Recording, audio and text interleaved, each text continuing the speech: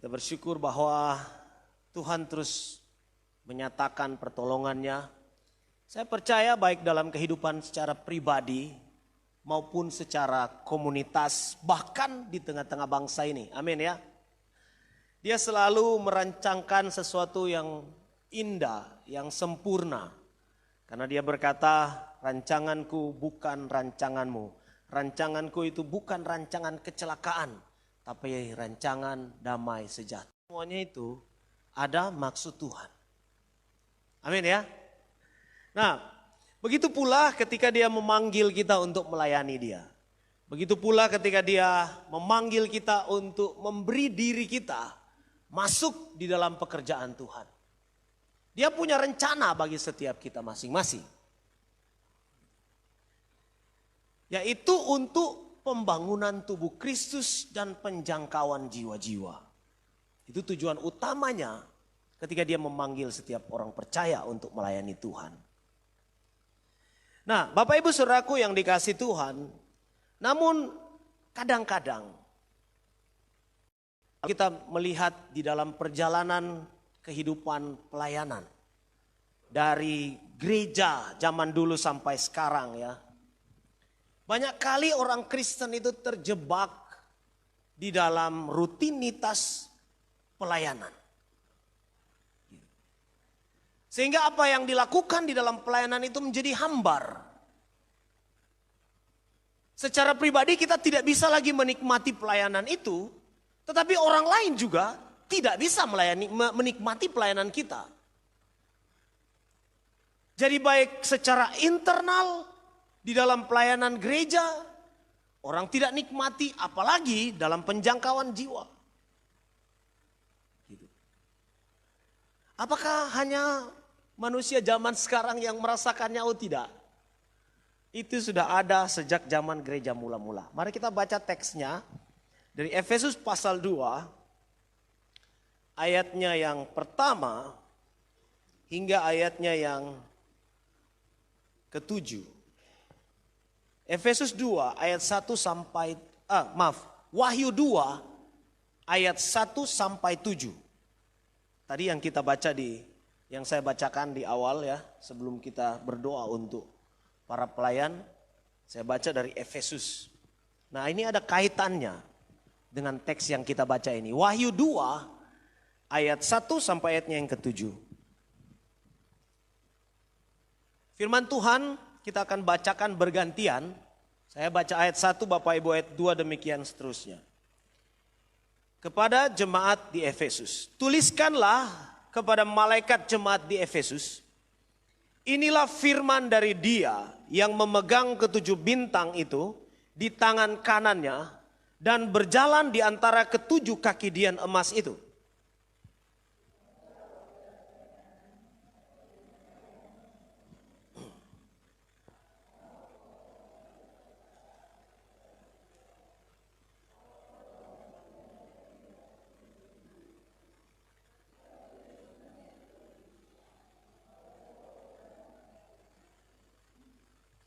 Dan engkau tetap sabar dan menderita oleh karena namaku.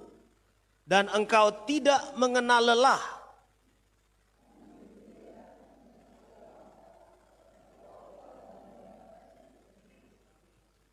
Sebab itu ingatlah betapa dalamnya engkau telah jatuh. Bertobatlah dan lakukanlah lagi apa yang semula engkau lakukan. Jika tidak demikian, aku akan datang kepadamu dan aku akan mengambil kaki dianmu dari tempatnya jikalau engkau tidak bertobat.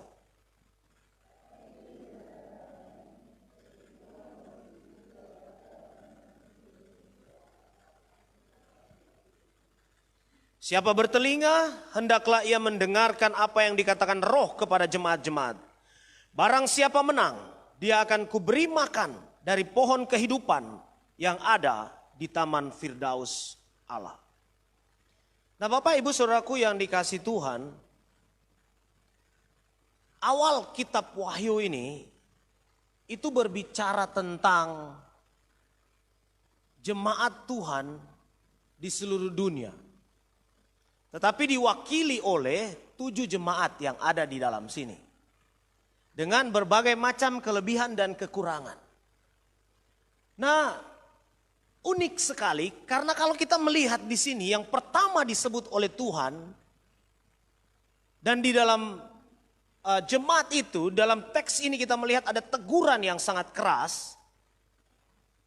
Itu adalah jemaat Efesus. Gitu. Apa sebenarnya yang terjadi dalam jemaat Efesus? Kalau kita coba melihat hanya satu persoalan mereka di tengah-tengah jemaat. Ayatnya yang keempat itu dimulai di situ. Dan ayatnya yang kelima. Ayatnya yang keempat dia bilang, namun aku mencela engkau. Karena engkau telah meninggalkan kasihmu yang semula. Sebab itu ingatlah betapa engkau telah jatuh. Nah, Bapak Ibu Saudaraku yang dikasihi Tuhan. Hilangnya kasih mula-mula rupanya menjadi ukuran bagi kejatuhan orang percaya. Awal kejatuhan orang percaya. Kenapa demikian? Karena tanpa kasih mula-mula Allah tidak lagi menjadi pusat penyembahan dan pelayanan. Kurang apa gereja Efesus ini, saudara? Mereka itu secara sumber daya, mereka luar biasa. Jemaat-jemaat di situ begitu bersemangat untuk melayani Tuhan. Jemaat di situ begitu bersemangat untuk mempelajari firman. Kita tahu orang-orang besar, para penginjil besar, mulai dari Paulus, Apolos, Yohanes, bahkan Timotius, Priscilla, Aquila. Mereka adalah orang-orang ternama di dalam pelayanan itu. Kalau kita membaca sejarahnya dalam Kisah Para Rasul, kita akan melihat siapa orang-orang ini. Dan mereka semua itu melayani di Efesus. Bahkan di Efesus ada tempat belajar teologi, namanya Tiranus. Jadi gereja Efesus itu adalah gereja yang bisa kita bilang adalah gereja yang sempurna. Bahkan mereka begitu kuat dalam menghadapi berbagai macam pengajaran sesat. Mereka melawannya, mereka tidak takut mati. Jadi dari segi pelayanan, memberi diri mereka melayani, mereka maksimal. Dari segi pengajaran, mereka maksimal. Teologianya tidak ada yang miring-miring di situ. Mereka benar-benar mengajarkan Injil kasih karunia. Jadi tidak heran kalau jemaat di Efesus itu bertumbuh secara pesat. Meskipun memang latar belakang kota Efesus itu ada penyembahan berhala di sana. Tetapi orang-orang Kristen di Efesus ini atau gereja lokal di Efesus itu adalah gereja yang bertumbuh di awal mereka dilayani oleh pribadi-pribadi ini seperti Paulus, lalu kemudian nah, kalau kita coba cari tahu siapa Paulus. Paulus itu teolog besar ya. Dia menanamkan tiang-tiang doktrin yang begitu kokoh di Efesus. Dia adalah seorang penginjil kelas internasional. Dia keliling dunia untuk memberitakan Injil kasih karunia. Dan di dalam surat Efesus yang kita baca tadi, wah, kita bisa melihat betapa doktrin tentang keselamatan itu begitu kuat di situ.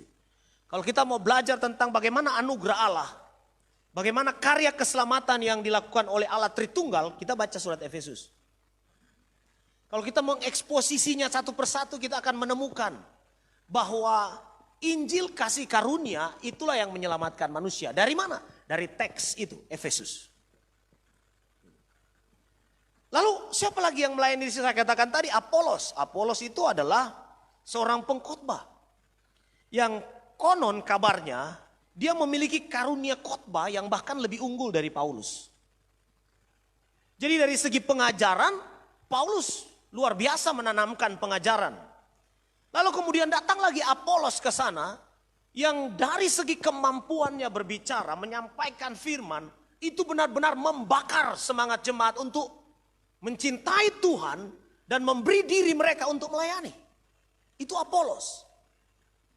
Lalu kemudian Paulus mengutus seorang gembala yang masih muda tetapi penuh hasrat untuk melayani Tuhan di sana, yaitu Timotius.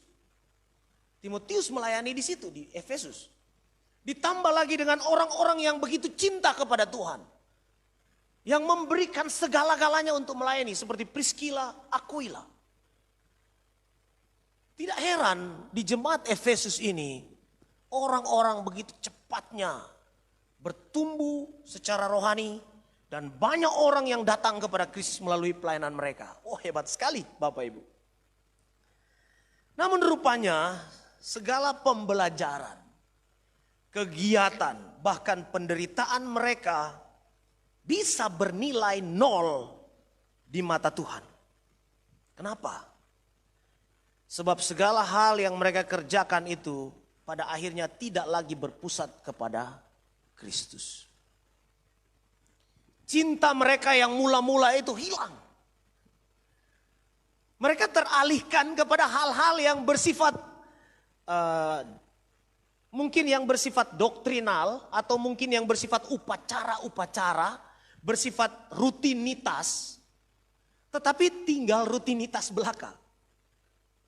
Jadi mereka tetap belajar firman, tapi tujuannya bukan lagi untuk semakin mencintai Kristus. Mereka tetap memberi diri mereka melayani Tuhan. Mereka tetap datang kepada orang-orang yang menyebarkan pengajaran sesat. Mereka tetap melawan semuanya itu, tapi tidak lagi di atas dasar kecintaan mula-mula kepada Kristus. Setidaknya itu yang didapati oleh Kristus ketika Yohanes menulis Wahyu. Nah Bapak Ibu Saudaraku yang dikasihi Tuhan, berapa lama kira-kira proses itu sampai mereka mengalami kejatuhan yang dalam? Ini kalau dihitung-hitung sekitar 40 tahun gereja itu berdiri. Setelah Yohanes menulis Wahyu. Jadi setelah 40 tahun Efesus berdiri, di awal pelayanan mereka begitu semangat dengan cinta mula-mula. Sehingga totalitas hidup mereka serahkan untuk melayani Tuhan. Mereka menjangkau jiwa, memberitakan Injil. Tapi 40 tahun kemudian,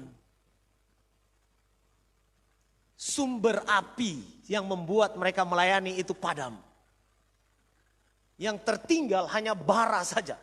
Bara yang tidak menyala, arang namanya. Nah Bapak Ibu Saudaraku yang dikasihi Tuhan, apa yang mereka lakukan akhirnya hanya karena nafsu mereka. Hanya untuk memenuhi apa yang biasa disebut orang kuota rohani. Pelayanan orang-orang Efesus ketika Yohanes. Jadi kalau kita ingin melayani Tuhan dan menikmati pelayanan itu, apapun yang terjadi, kita harus mendengar firman Tuhan ini. Tetap dalam kasih mula-mula. Kasih yang benar-benar terarah kepada satu pribadi juru selamat itu, yaitu Yesus Kristus. Kasih yang benar-benar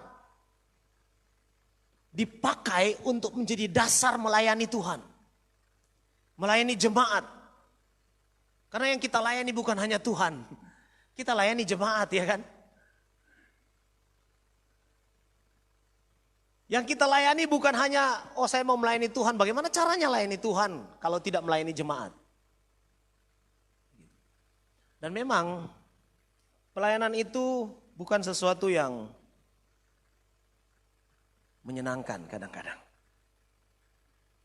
Kita kadang-kadang melakukan sesuatu tapi rasanya kok enggak ada orang yang perhatikan. Ya memang karena kita seharusnya tidak mencari perhatian orang. Kita melakukan sesuatu dengan begitu semangat, tapi nampaknya enggak ada yang menghargai. Ya harusnya memang kita tidak mencari penghargaan di situ. Jadi kalau kita tidak terfokus kepada kasih yang mula-mula yang harusnya terarah kepada Kristus, kita akan frustasi dalam pelayanan ini. Nah Bapak Ibu Saudaraku yang dikasihi Tuhan, pertanyaan lagi, mengapa hilangnya kasih yang mula-mula itu menjadi ukuran orang percaya kalau kita baca teks ini? Ukuran kejatuhan yang terdalam. Karena tanpa kasih mula-mula, orang akan kehilangan kepekaan terhadap teguran Tuhan. Ya. Jadi setelah 40 tahun jemaat Efesus ini berdiri, yang tinggal hanyalah puing-puing kejayaan rohani. Jadi mereka tetap ada sebagai orang Kristen, tetapi pelayanan yang mereka kerjakan itu tidak lagi membara. Rasanya ya hanya semacam rutinitas. Dan apa yang Yesus katakan kepada mereka? Jika tidak bertobat, maka aku akan datang dan mengambil kaki dianmu. Kaki dian itu melambangkan terang Kristus yang kita bawa kemana-mana untuk melayani. Gereja itu kan membawa terang ya. Gereja itu membawa terang Kristus. Memberitakan kabar baik. Dan kalau kita tidak melayani Tuhan dengan kasih yang mula-mula. Kasih yang waktu kita pertama mengenal Tuhan, kita begitu kagum kepada Dia. Kasih yang mengagumi karya Kristus di Kalvari. Kalau kita tidak melayani Tuhan dengan dasar itu, kita akan menjadi seperti jemaat di Efesus. Kuat di dalam berargumen secara teologis, tapi hatinya tidak terbakar oleh cintanya kepada Tuhan. Bapak Ibu Saudaraku yang dikasihi Tuhan.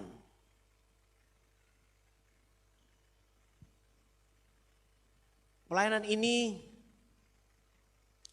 tentu saja mungkin tidak akan memberikan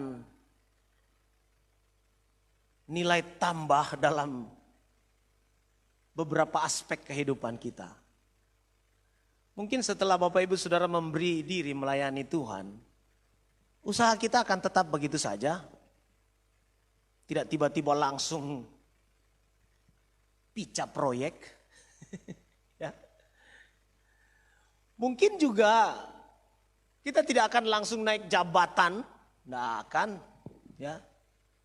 Mungkin juga memang tidak ada hal-hal spektakuler yang bisa kita alami dalam kehidupan kita. Tapi kalau kita melayani Tuhan di atas dasar cinta mula-mula, maka apapun yang terjadi, apapun yang kita alami, dan meskipun kita tidak mendapatkan apa yang kita inginkan di dunia ini, kita tetap akan membara dalam pelayanan. Amin ya. Mungkin kadang-kadang ketika kita melayani kok tidak ada perubahan ini. Pelayanan kita tetap begitu-begitu saja. Nampak tidak ada jiwa yang kita bawa kepada Kristus. Nampak pertumbuhan rohani terjadi begitu lambat. Tapi kalau kita melayani Tuhan di atas dasar kasih mula-mula, kita tetap akan membara dalam pelayanan apapun yang terjadi. Jadi mari jadikan kasih mula-mula kita kepada Kristus itu sebagai dasar melayani Tuhan. Amin. Oh berat Bapak Ibu. Dalam menjalani pelayanan ini ya, saya secara jujur, saya melayani Tuhan sejak umur 20-an lah ya. Saya memberi diri saya untuk dipakai Tuhan. Sejak umur 20-an. Bukan baru 1-2 kali saya berdoa kepada Tuhan, Tuhan ambil nyawaku.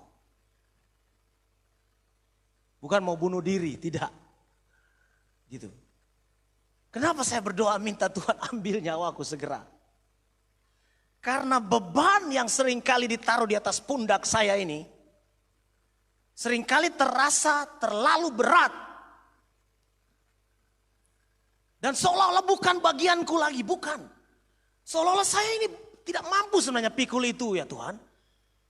Tapi dia tidak ambil nyawaku berarti dia tahu bahwa itu sanggup engkau pikul.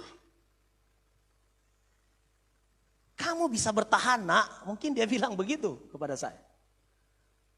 Tahan, tanggung, jalankan. Karena cinta mula-mulamu itu adalah kekuatan yang penuh yang bisa membuat engkau tetap bertahan dalam pelayanan apapun yang terjadi. Nah, Bapak Ibu Saudaraku yang dikasihi Tuhan, dan kita harus bertanya selalu pada diri kita. Waktu kita datang kepada Tuhan dan berkata, Tuhan, ini aku, pakailah. Apa yang menjadi dasar dalam pelayanan kita? Apa yang mendasari semua itu? Apa yang membuat kita datang dengan rela hati kepada Dia dan berkata, ini aku Tuhan. Pakailah aku, utuslah aku.